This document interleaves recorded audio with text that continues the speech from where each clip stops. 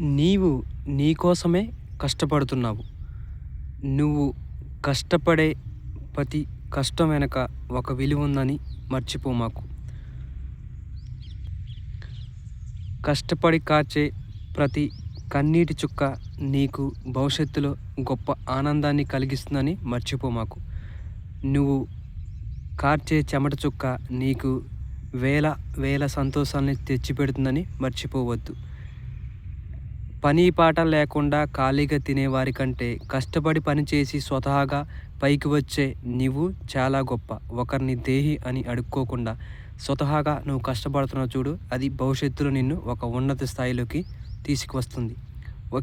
ఒక్క విషయం గమనించు, మొక్క నాటంలోనే ఎమ్మటనే ఫలాలు రావు. అలాగే నువ్వు కష్టపడినంత మాత్రాన విజయం రాదు. దానికి సమయం రావాలి. ఆ సమయం కోసం నువ్వు ఎదురు చూడు.